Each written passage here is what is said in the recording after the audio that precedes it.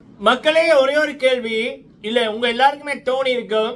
So இப்ப விஜய் சேதுபதி அண்ணா அவர்கள் இடத்துல பிரஜின் இடத்துல விஜய் சேதுபதி அண்ணா அவர்கள் இருந்து விஜய் சேதுபதி அண்ணா அவர்கள் பிரஜினிட்ட இப்ப இந்த promo Bigg Boss Tamil season 4 4வது ப்ரோமோல பிரஜின் பண்ண மாதிரி விஜய் சேதுபதி அண்ணா அவர்கள் பண்ணியிருந்தா இன்னைக்கு பிரஜின் வந்து என்ன பண்ணிருப்பான்? கண்டிப்பா சேது அண்ணாவை ஷோ விட்டு வெளியில போ அப்படின்னு சொல்லியிருப்பான், ரெட் கார்டு கொடுத்திருப்பான். அதுதான் அவன் சிம்பிள்.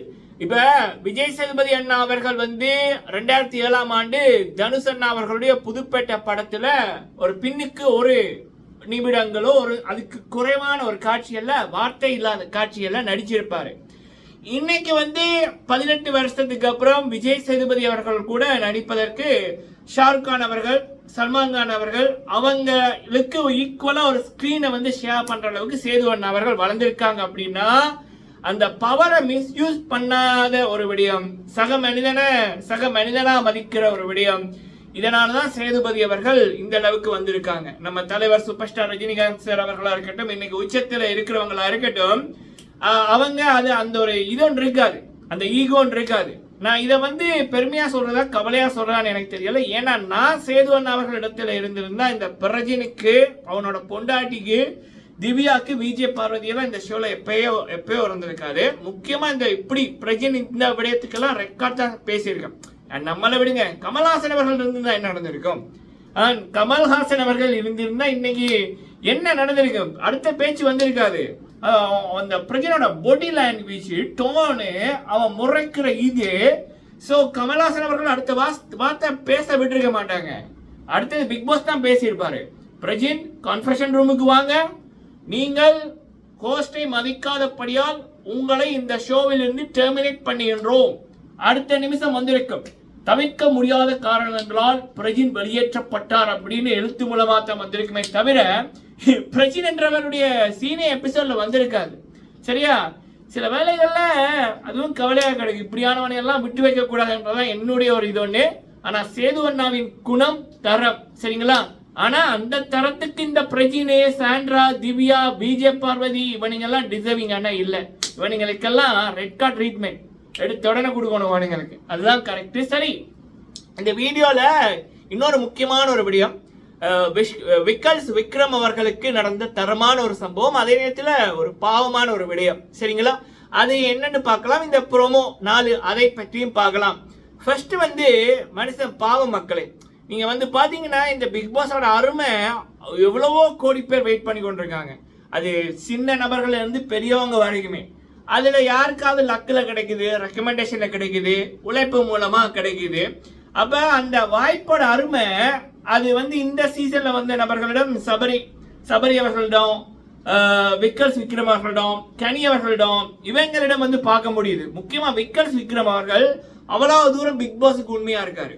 ஏன்னா இந்த மேடை கோடியில் ஒருத்தங்களுக்கு தான் கிடைக்கும். அப்ப அப்படியே ஒரு வாய்ப்பு கிடைச்சிருக்கு. அப்ப பிக் பாஸ்ன்றவர் பாஸ், வேலைதார பாஸ். அப்ப வேலைத்தளத்துல நம்ம வந்து பாஸ் சொன்னா செய்யாம இருக்க முடியுமா? சம்பளம் வாங்க முடியுமா? இங்க சம்பளம்ன்றது எக்கச்சக்கம். சம்பளம் மட்டுமா? ஃபெமி, சாப்பாடு, ஏசி, ராஜ வாழ்க்கை. இது வந்து 10 படம் நடித்த நடிகர்களுக்கே கிடைக்காது இதுல வர்ற ஃபெமி. அப்ப எப்படி இருக்கணும்? அவர் அருமையை தெரிஞ்சிருக்கணும். அந்த மனுஷன் உண்மையா இருக்காரு விக்ரம் அவர்கள். இவன் திவ்யா, சாண்ட்ரா பண்ணாத அந்த வேலைகளை தனி ஒரு நபரா இருந்து விக்ரம் பண்றாரு. அத்தனை கிச்சனையும் கழுவி தொடச்சி மனுஷன் பண்ணி கொண்டிருக்காரு. இவ்வளத்துக்கும் அந்த மனிதரையும், விக்ரம் அவர்களையும், அவரது குடும்பத்தையும், அவரது பாடி லாங்குவேஜையும், உருவகேலி, மனகேலி, எக்கச்சக்கமான அசிங்கமான வார்த்தைகள், இந்த மிருகங்கள், சாண்ட்ரா, திவ்யா என்ற அசிங்கங்கள், அந்த ரவுடி பொறுக்கி பிரஜின், அந்த இந்த பிக் பாஸ் சீசனை தருத்திரம், விஜய் பார்வதி, அதுகள் அத்தனை பண்ணி அந்த மனுஷன் பொறுமையா இருக்காரு பாருங்க. Hats off mister Vikram. சரிங்களா? குணத்தால் ஒரு மனுஷன் வென்றான்னா அதை அழிக்க முடியாதுன்னுவாங்கல்ல. விக்ரம் அவர்களுடைய குணம் பல மக்களை கவர்ந்திருக்கு. அரங்கம் மதுரும் கைதட்டர்களும் அவருக்கு கிடைச்சிருக்கு. அசைக்க முடியாத ஓட்டிங்ல நம்பர் 1 இருக்காரு விக்ரம் ஆஃபிஷியலி. சரியா? இதுதான் அந்த குணத்தால் ஒன்று வரையும் கிடைக்குதுன்னு அது அழியாது, அது தரமா இருக்கும். அது விக்ரம் அவர்கள் விடயத்துல பார்க்க முடிஞ்சுது. அடுத்தது சேது அண்ணா அவர்களுடைய இன்னைக்கு எபிசோடுக்கு வெறித்தனமா வெயிட்டிங். ஒரு சின்ன ஒரு ஆசை ஒன்று என்ன தெரியுமா? இந்த ரவுடி பிரஜின் வந்து பேசினால அவனோட பாடி லாங்குவேஜ், அதுக்கு வந்து பிக் பாஸ் கதவை தரங்க மச்சான் வெளியில போ, மச்சான் வெளியில வா மச்சான், நீ அங்கே இருக்காது இங்க வா மச்சான் அப்படின்னு அவர் சொல்லியிருந்தாருன்னா 10 பிரியாணி சாப்பிட்ட மாதிரி இருக்கும். ஆனால் இப்போ 5 பிரியாணி சாப்பிட்டு திருப்தி. சரிங்களா? பட் சேது அண்ணா ஹேட்ஸ் ஆஃப். மக்களே, நீங்கள் உங்களுடைய கருத்துக்களை சொல்லுங்க. ஆனால் பிக் பாஸ்ன்றது கமல்ஹாசன் சார் அவர்கள் சொல்றது போல பாடம். சரியா?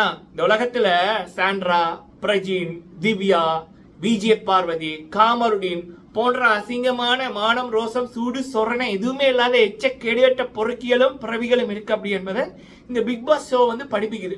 அப்போ அப்படி இருக்கக்குள்ள நம்ம கூட நம்ம பழகின மனிதர்கள் அவ்வளவு அருமையான நபர்கள் அப்படின்றதையும் நம்மளால உணர முடியுது இல்லை, இப்படியான எச்சைகள் நமக்கு கிடைக்கல அப்படின்னு. நன்றி.